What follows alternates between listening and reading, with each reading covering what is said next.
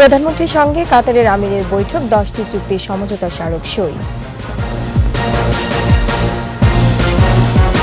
সরকার হটাতে ষড়যন্ত্র চলছে বললেন ওবায়দুল কাদের, ভোটের মাধ্যমে সাংবিধানিক অধিকার প্রয়োগের আহ্বান।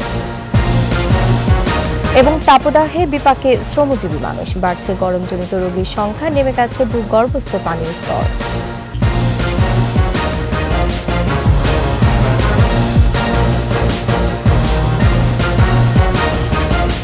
শুনছিলেন ফার্স্ট সিকিউরিটি ইসলামী ব্যাংক পিএলসি সংবাদ শিরোনাম।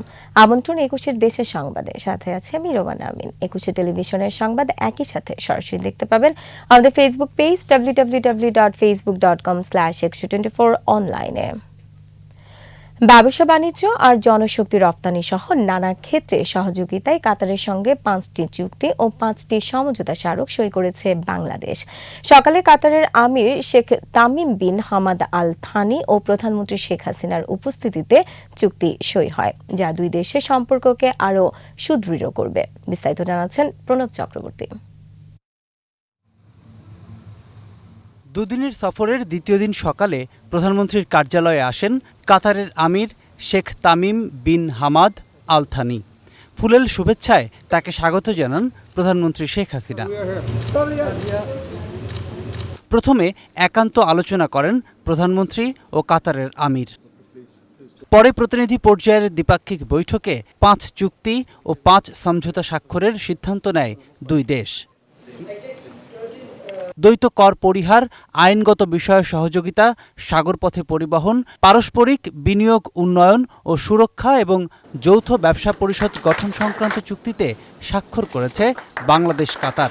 আর শ্রমশক্তি বিষয়ক, বন্দর পরিচালনা, উচ্চশিক্ষা ও বৈজ্ঞানিক গবেষণা, যুব ক্রীড়া ক্ষেত্রে ও কূটনৈতিক প্রশিক্ষণে সহযোগিতা সংক্রান্ত সমঝোতা স্মারক সই করে দুই দেশ। ঢাকায় কালশী বালুর মাঠের পার্ক এবং ইসিবি চত্বর থেকে কালশী উড়াল সেতু পর্যন্ত সড়কটি আমিরের নামে নামকরণ করে বাংলাদেশ। ভিডিও কনফারেন্সে এর উদ্বোধন করা হয়।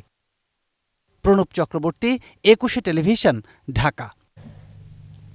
ইউনিয়ন পরিষদের চেয়ারম্যানরা পদত্যাগ না করে উপজেলা পরিষদ নির্বাচনে অংশগ্রহণ করতে পারবেন বলে আদেশ দিয়েছেন হাইকোর্ট।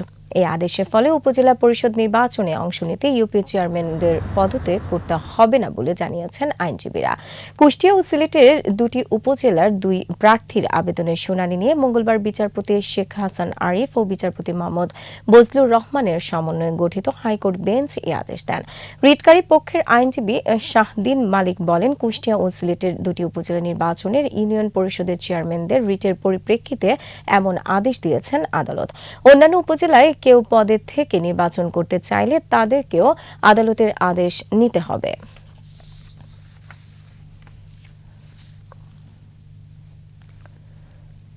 আসন্ন উপজেলা পরিষদ নির্বাচনে ভোটের মাধ্যমে সাংবিধানিক অধিকার প্রয়োগের আহ্বান জানিয়েছে আওয়ামী লীগ। দলটির সভাপতি শেখ হাসিনার এই বার্তা দিয়ে সাধারণ সম্পাদক ওবায়দুল কাদের অভিযোগ করেন, নির্বাচিত সরকার হটাতে সব ধরনের ষড়যন্ত্র চলছে। রিপোর্টে আরও জানাচ্ছেন আকবর হোসেন সুমন। বঙ্গবন্ধু এভিনিউয়ে আওয়ামী লীগের কেন্দ্রীয় কার্যালয়ে প্রচার ও প্রকাশনা উপকমিটির যৌথ সভা। এতে উপজেলা পরিষদ নির্বাচন নিয়ে নির্দেশনা দেন সাধারণ সম্পাদক ওবায়দুল কাদের। বাংলাদেশ আওয়ামী লীগ বিশ্বাস করে জনগণই সকল ক্ষমতার উৎস। স্বাধীনতা ও সার্বভৌমত্বের ভিত্তিমূলে যারা আঘাত করতে চায়, ভোটের মাধ্যমে সেই ষড়যন্ত্র প্রতিহতের আহ্বান জানান আওয়ামী লীগ সাধারণ সম্পাদক। চিহ্নিত এই অপশক্তি বাংলাদেশের গণতন্ত্র, স্থিতিশীল রাজনৈতিক পরিবেশ এবং জনগণের ভোটাধিকারকে নস্যাৎ করতে নির্বাচন বিরোধী অপতৎপরতায় লিপ্ত। ভোটের মাধ্যমে সাংবিধানিক অধিকার প্রয়োগে দলপ্রধান শেখ হাসিনার বার্তাও তুলে ধরেন তিনি। উপজেলা নির্বাচনকে সামনে রেখে আমাদের নেত্রী বঙ্গবন্ধু কন্যা শেখ হাসিনা ভোটের মাধ্যমে সাংবিধানিক অধিকার প্রয়োগের জন্য আহ্বান জানিয়েছে। পরে প্রচারপত্র বিলি কার্যক্রমের উদ্বোধন করেন আওয়ামী লীগ সাধারণ সম্পাদক। আকবর হোসেন সুমন, 21 টেলিভিশন, ঢাকা। রাজশাহী, পাবনা, খুলনা, বাগেরহাট, যশোর, চুয়াডাঙ্গা ও কুষ্টিয়ায় বইছে তীব্র তাপপ্রবাহ। বিপর্যস্ত জনজীবন, বেশি বিপাকে শ্রমজীবী মানুষ। হাসপাতালে চাপ বেড়েছে গরমজনিত রোগের, নষ্ট হচ্ছে ফসল, দুশ্চিন্তায় কৃষক খামারিরা। আজ সর্বোচ্চ তাপমাত্রা খুলনা, যশোর ও চুয়াডাঙ্গায় 40.6 ডিগ্রি সেলসিয়াস। প্রতিনিধিদের সহায়তায় আরও জানাচ্ছেন খুরশিদ আলম মুকুল। দিনের আলো ফুটতেই রাজশাহীতে সূর্যের এমন প্রখর রূপ। গরম প্রশমনের নানা চেষ্টা খেটে খাওয়া মানুষের। নগরবাসীকে তাপপ্রবাহ সম্পর্কে সচেতন করতে চলছে মাইকিং। 6 দিন ধরে সর্বোচ্চ তাপমাত্রায় পড়ছে চুয়াডাঙ্গা। তীব্র গরমে কাজ না মেলায় কষ্টে আছেন দিনমজুরেরা। সদর হাসপাতালের শিশু ওয়ার্ডে রোগীর চাপে চিকিৎসা নিতে হচ্ছে বারান্দায়ও। 2 দিন ধরে রংপুরের তাপমাত্রা 38 ডিগ্রিতে থাকছে। তাপমাত্রা আরও বাড়ার পূর্বাভাস দিয়েছে আবহাওয়া অফিস। প্রয়োজন ছাড়া ঘরের বাইরে বের হচ্ছেন না সাধারণ মানুষ। গরমে প্রচণ্ড খারাপ অবস্থা, বিশেষ করে বৃদ্ধ এবং শিশুদের খুবই কষ্ট হচ্ছে। শিক্ষা প্রতিষ্ঠান বন্ধ দেওয়ার ঘটনাটা ইতিবাচক। হাঁসফাঁস অবস্থা সিরাজগঞ্জেও। বৈশাখের খরতাপে বিপাকে জীবিকার তাগিদে বের হওয়া মানুষ।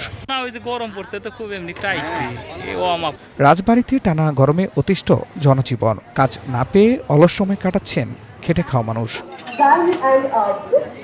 গরমে নষ্ট হচ্ছে মাছের রেণু। চরম বিপাকে যশোরের চাঁচড়ার মৎস্যজীবীরা। বোরো ধান ঘরে তুলতে শ্রমিক সংকটের সমস্যায় ময়মনসিংহের কৃষকেরা। গরমের খুব অসুবিধা, এই চাপের লাগিয়ে মানুষ আয় না কাজে। গরম বাতাসে মুরগির মরক রোগ বাড়ায় গাইবান্ধায় হুমকির মুখে পোলট্রি শিল্প। মুরগির জীবনে বাঁচতেছে না, ডিমও ছোট হয়ে গেছে। অনেক ফার্মে মুরগি মারাও যাচ্ছে নানান রোগে। কাপে ঘাট দেখা হয়, ধপধপ করে পরে পরিয়ে মরে সকালবেলা 3টে মইল। গরম থেকে বাঁচতে সচেতনতার পাশাপাশি স্বাস্থ্যবিধি মেনে চলার পরামর্শ চিকিৎসকদের। খুরশিদ আলম মুকুল, 21 টেলিভিশন। তীব্র তাপদাহে দেশে বিভিন্ন এলাকায় ভূগর্ভস্থ পানির স্তর নিচে নেমে যাচ্ছে। গ্রীষ্ম মৌসুমের শুরু থেকে অধিকাংশ পাম্প ও নলকূপে পানি উঠছে না। দুর্ভোগে এসব অঞ্চলের মানুষ। তাপদাহের প্রভাব পড়ছে পরিবেশ, কৃষকের ক্ষেতসহ সর্বত্র। প্রতিনিধিদের সহায়তায় রত্না জামানের রিপোর্ট। গত কয়েক বছর ধরেই ভূগর্ভস্থ পানির স্তর নামছে। তবে এবছর গ্রীষ্ম মৌসুম শুরু হওয়ার আগে ফেব্রুয়ারি মাসের শুরু থেকেই পানির স্তর নামতে শুরু করে, যা চলতি মাসের মাঝামাঝি সময়ে এসে আরও বেড়েছে। যশোর পৌরসভা এলাকায় পানির স্তর 20 ফুটের নিচে নামলে হস্তচালিত নলকূপ থেকে পানি ওঠে না। যদি তা 22 থেকে 23 ফুটের নিচে নেমে যায় তাহলে বাসাবাড়িতে মোটর দিয়ে পানি তোলাও অসম্ভব হয়ে পড়ে। পানি উঠছে না পৌর এলাকার কোনো টিউবওয়েলে।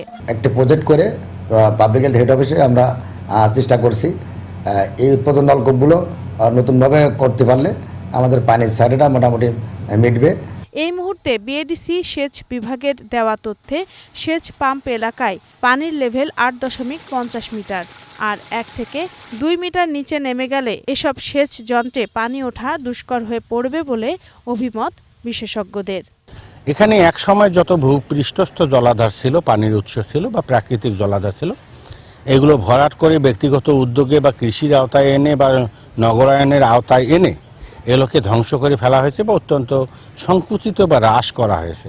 ফলে পানি সঞ্চয়ের জায়গা এবং ভূপৃষ্ঠস্থ পানি পাওয়ার এবং ব্যবহারের জায়গাগুলো এখানে কমে গেছে। জনস্বাস্থ্য প্রকৌশল অধিদপ্তরের তথ্য মতে এই মুহূর্তে জেলার 8 উপজেলাতেই পানির স্তর নেমে গেছে 35 থেকে 38 ফুট, যে কারণে অধিকাংশ টিউবওয়েলে পানি উঠছে না। কি ধরনের টিউবওয়েল স্থাপন করবে এই ব্যাপারে আমাদের কাছে পরামর্শ চাই। আমরা সাবমার্সিবল পাম্পযুক্ত টিউবওয়েল স্থাপনেরই পরামর্শ দিচ্ছি, যাতে এই ওয়াটার টেবিলটা আমার যদি 37 ফুট বা পর্যন্ত নেমে যায়, আমার যেন পানি সরবরাহ ব্যবস্থাটা সচল থাকে। তাপদাহে পানি শূন্য হয়ে পড়েছে কুষ্টিয়ার গড়াই। তার উপর জিকে সেচ প্রকল্পের পাম্প মেশিন নষ্ট থাকায় প্রকল্পের খালগুলো পানি শূন্য। পানির স্তর নিচে নামায় কুষ্টিয়া শহরের 21টি ওয়ার্ডের বেশিরভাগ নলকূপেই পানি উঠছে না। এতে গড়াইপাড়ের বাসিন্দারা বেশি বেকায়দায়। প্রতিটা বাড়িতেই পানির অভাব। না, বাসা বাড়িতে আমরা পাচ্ছি না, আমাদের টিউবওয়েল থেকেই নিতে হয়।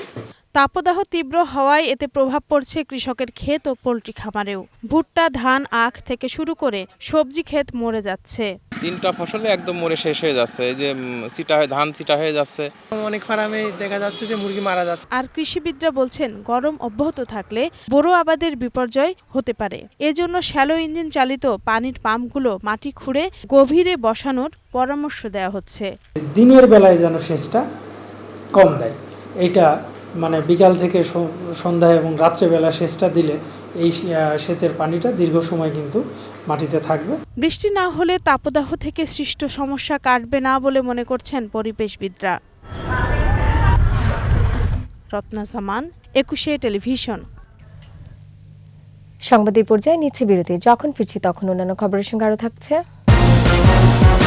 পবাই পদ্মা নদীতে গোসল করতে নেমে 3 শিক্ষার্থীর মৃত্যু, এলাকায় শোক।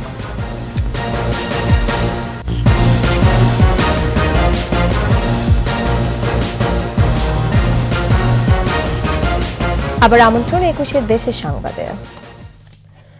দেশের বিভিন্ন স্থানে প্রথম দফা উপজেলা পরিষদ নির্বাচনে প্রার্থীদের মাঝে প্রতীক বরাদ্দ দেওয়া হয়েছে। রংপুরের পীরগাছা ও কাউনিয়ায় চেয়ারম্যান, ভাইস চেয়ারম্যান ও মহিলা ভাইস চেয়ারম্যান পদে 27 জন প্রার্থীর মাঝে প্রতীক বরাদ্দ দেওয়া হয়।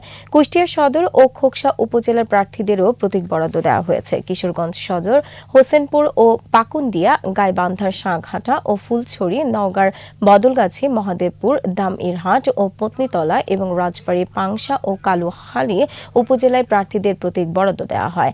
এছাড়া দ্বিতীয় ধাপে নির্বাচনে টাঙ্গাইলের ঘাটাইল, কালীহাতি ও ভুয়াপুর এবং ভোলা সদর, দৌলত খান ও বোরহান উদ্দিন উপজেলায় প্রার্থীদের মনোনয়নপত্র যাচাই বাছাই করা হয়েছে।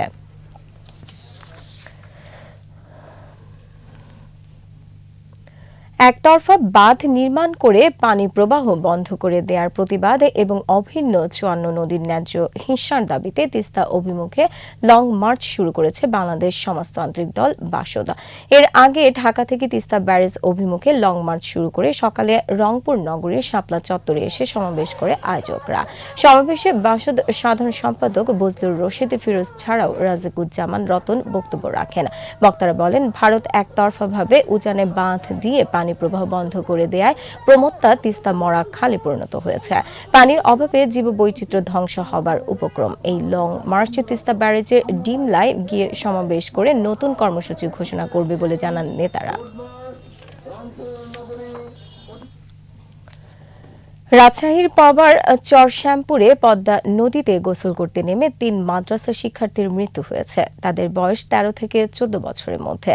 দুপুরে একসঙ্গে 7 জন নদীতে গোসল করতে নেমে একজন ডুবে যায়। তাকে উদ্ধার করতে ডুব দিয়ে আরো 2 জন নিখোঁজ হয়।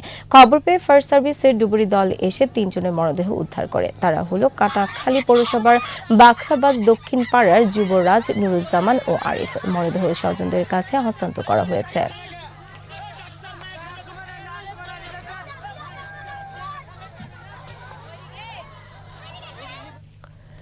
গাজীপুরে ঢাকা ময়মনসিংহ মহাসড়কের পাশ থেকে এক হাতির মরদেহ উদ্ধার করেছে বন বিভাগ। দুপুরে গাজীপুরের রজেন্দ্রপুর ভাওয়াল জাতীয় উদ্যানের 2 নম্বর গেট এলাকার পশ্চিম পাশে হাতির মরদেহ পড়ে আছে। এই খবর পেয়ে ঘটনাস্থলে বন বিভাগের কর্মকর্তারা গিয়ে হাতিটি উদ্ধার করে। পরে ময়না তদন্ত শেষে হাতি কবর দেওয়া হয়। মৃত হাতির মাথায় ক্ষত চিহ্ন আছে, দাঁতগুলো উঠিয়ে নেওয়া হয়েছে। পুলিশের ফরেনসিক টিম তথ্য সংগ্রহের পর ময়না তদন্ত করে। প্রাথমিকভাবে ধারণা করা হচ্ছে অন্য কোথাও হাতির মৃত্যু হয়েছে, পরে এখানে এনে ফেলে রাখা হয়। তদন্তের পর এ বিষয়ে আইনগত ব্যবস্থা নেওয়া হবে।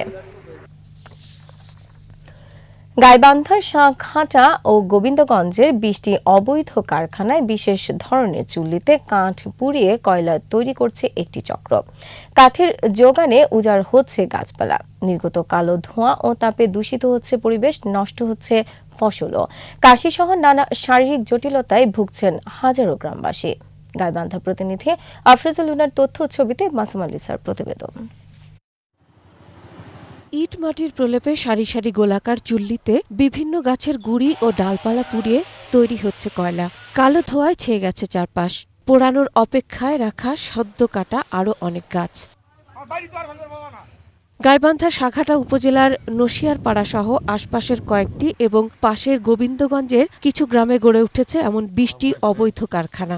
প্রতিটি কারখানায় কমপক্ষে 10টি চুল্লিতে দিনে পুড়ছে 150 মন কাঠ। এ হিসেবে 2 শতাধিক চুল্লিতে দিনে 3000 মন কাঠের যোগানে বৃক্ষশূন্য হচ্ছে বিস্তীর্ণ জনপদ। স্বল্প উচ্চতার এসব চুল্লির ধোঁয়া ও তাপে পরিবেশ দূষণের শিকার আশপাশের মানুষজন ও প্রকৃতি। চোখে ধোঁয়া লাগে, দেখা যদি আসছে খুব অসুবিধা আমাদের। যে সরকার তো বারবার বলতেছে গাছ লাগা পরিবেশ বাঁচাও, কিন্তু আমাদের এখানে তো দেখা যাচ্ছে গাছ আর কাটা হচ্ছে। কাঠ পুড়ে যে কয়লা উৎপাদন করছে তাতে পরিবেশ দূষিত হচ্ছে এবং এটা প্রশাসনিক হস্তক্ষেপ কামনা করছে। বাচ্চা আবার লেখাপড়া করে, ধুমার ঠেলার কাছতে কাছতে এত দিনে থাকতে হবে না ভাই। আর একটা বয়স হচ্ছে 4 বছর, মনে করো কোন মানে জীবন চলে যায় কাছতে কাছতে। দ্রুত এসব গাছ পোড়ানো বন্ধের দাবি পরিবেশবাদীদের। কারখানা হয়েছে, সেটি বিভিন্ন জায়গায় জ্বালানি হিসেবে ব্যবহৃত হচ্ছে। এটা পরিবেশের জন্য বিপজ্জনক, অনেক বিপজ্জনক। পরিবেশ অধিদপ্তর এটা কি করছে আমরা জানি না, এটা অবশ্যই এটা বন্ধ চাই। অবৈধ কারখানাগুলো বন্ধে শিগগিরই অভিযান চালিয়ে স্থায়ীভাবে বন্ধের আশ্বাস প্রশাসনের। 2 ফেজে 2বার অভিযান পরিচালনা করে প্রত্যেকটা চুল্লিকেই ধ্বংস করে দিয়েছিলাম। পার্মানেন্টলি ধ্বংস করার জন্য বা এগুলো বন্ধ করার জন্য আমরা আইনানুগ যে সকল পন্থা আছে সব আমরা অবলম্বন করব, পাশাপাশি জনগণের সচেতনতাও দরকার। এসব অবৈধ কারখানা চিরতরে বন্ধের দাবি স্থানীয়দেরও। মাসুম আলিসা, 21 টেলিভিশন। এবারে চট্টগ্রামের খবর।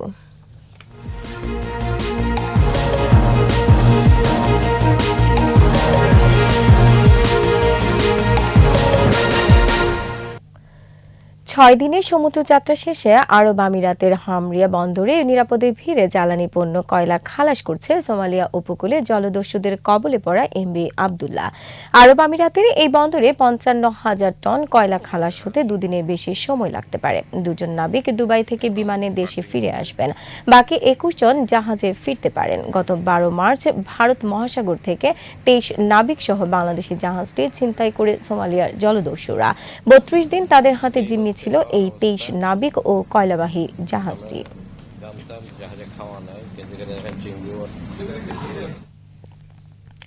চট্টগ্রামের সাতকানিয়ায় কৃষি জমির মাটি কাটার ঘটনায় বিচার বিভাগীয় তদন্তের নির্দেশ দিয়েছেন হাইকোর্ট। চট্টগ্রামের চিফ জুডিশিয়াল ম্যাজিস্ট্রেটকে 1 মাসের মধ্যে তদন্ত করে আদালতে প্রতিবেদন দাখিল করতে বলা হয়। বিচারপতি মোস্তফা জামান ইসলাম ও বিচারপতি মোহাম্মদ আতাবুল্লাহর হাইকোর্ট বেঞ্চ এ আদেশ দেন। একই সঙ্গে সাতকানিয়ার যেসব কৃষি জমির উপরিভাগের মাটি কাটা হয়েছে তা বাইরে থেকে পলিমাটি এনে 30 দিনের মধ্যে ভরাট করতে বলা হয়। চট্টগ্রামের ডিসি এসপিকে এ আদেশ বাস্তবায়ন করতে বলা হয়েছে। আদেশের সময় অনলাইনে আদালতে হাজির ছিলেন চট্টগ্রামের জেলা প্রশাসক, পুলিশ সুপার, ভারপ্রাপ্ত কর্মকর্তা ও সাতকানিয়া উপজেলা নির্বাহী অফিসার।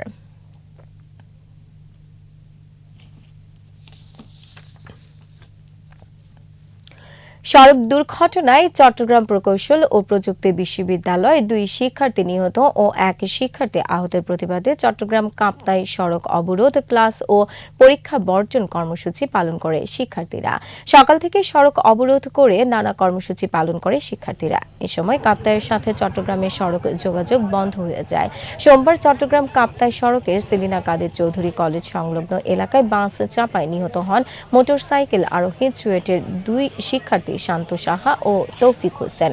এ সময় আহত হন জাকারিয়া হিমু নামে আরেক শিক্ষার্থী। এই ঘটনায় চট্টগ্রাম প্রকৌশল ও প্রযুক্তি বিশ্ববিদ্যালয়ে ক্লাস ও পরীক্ষা বর্জন কর্মসূচি ঘোষণা করে শিক্ষার্থীরা। বান্দরবানের রুমায় আনসার বাহিনীর অস্ত্র লুটের ঘটনায় কুকি চীন সদস্য সন্দেহে গ্রেফতার বহিষ্কৃত উপজেলা ছাত্রলীগের সভাপতি ও 1 নারী সহ 7 জনকে কারাগারে পাঠিয়েছে আদালত। দুপুরে বান্দরবান চিফ জুডিশিয়াল ম্যাজিস্ট্রেট আদালতের বিচারক senior judicial magistrate SM Imran তাদের কারাগারে পাঠানোর নির্দেশ দেন। আদালতের GRO বিশ্বজিৎ সিং জানান, রুমায় উপজেলা চত্বর থেকে ঘেরাও করে আনসার সদস্যদের অস্ত্র গোলা বারুদ লুটের ঘটনায় দায়ের করা মামলায় গ্রেফতার হয় আসামি ও সন্ত্রাসী বিরোধী আইনে 1 জনকে আদালতে হাজির করা হয়। এরপর বিচারক তাদের কারাগারে পাঠানোর নির্দেশ দেন। অপরদিকে দলীয় গঠনতন্ত্র বিরোধী, শৃঙ্খলা পরিপন্থী, অপরাধমূলক ও সংগঠনের মর্যাদা ক্ষুণ্ণ জনিত কর্মকাণ্ডে লিপ্ত থাকার অভিযোগে গতকাল 23 এপ্রিল রুমা উপজেলা ছাত্রলীগের সভাপতি বানমুন নোয়াম বমকে বহিষ্কার করেছে জেলা কমিটি। চট্টগ্রামে বেসরকারি হাসপাতাল ও ক্লিনিকে চিকিৎসকদের কর্মবিরতি চলছে। এতে ভোগান্তিতে পড়েন রোগী ও স্বজনেরা। সম্প্রতি পটিয়া জেনারেল হাসপাতাল ও নগরীর মেডিকেল সেন্টারে চিকিৎসকের উপর হামলার প্রতিবাদে আজ চিকিৎসা সেবা বন্ধ রেখেছেন তারা। তবে আগে থেকে ভর্তি থাকা রোগী ও জরুরি সেবা চালু রয়েছে। বন্ধ রয়েছে ডাক্তারদের চেম্বার ও রোগ নির্ণয় কার্যক্রম। এতে করে চট্টগ্রাম মেডিকেল কলেজ হাসপাতালে রোগীর চাপ বেড়েছে কয়েক গুণ বেশি। বেসরকারি ক্লিনিক ও ডায়াগনস্টিক সেন্টারের মালিকেরা জানান, চিকিৎসকদের উপর হামলাকারীদের শাস্তি এবং কর্মক্ষেত্রে চিকিৎসকদের নিরাপত্তা নিশ্চিত না করা পর্যন্ত তাদের আন্দোলন চলবে। আর এরই সাথে শেষ করছি 21-এর দেশের সংবাদ। যাবার আগে ফার্স্ট সিকিউরিটি ইসলামী ব্যাংক পিএলসি সংবাদ শিরোনামগুলো আরও একবার। প্রধানমন্ত্রীর সঙ্গে কাতারের আমিরের বৈঠক, 10টি চুক্তির সমঝোতা স্মারক সই। সরকার হটাতে ষড়যন্ত্র চলছে বললেন ওবায়দুল কাদের। ভোটের মাধ্যমে সাংবিধানিক অধিকার প্রয়োগের আহ্বান। এবং তাপদাহে বিপাকে শ্রমজীবী মানুষ, বাড়ছে গরমজনিত রোগীর সংখ্যা, নেমে গেছে ভূগর্ভস্থ পানির স্তর।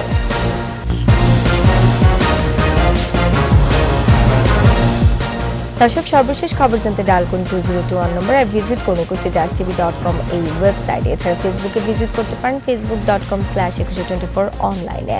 এতক্ষণ সাথে থাকার জন্য ধন্যবাদ। পরের সংবাদ সন্ধ্যা 7টায় দেখার আমন্ত্রণ রইল। 21-এর সাথেই থাকুন।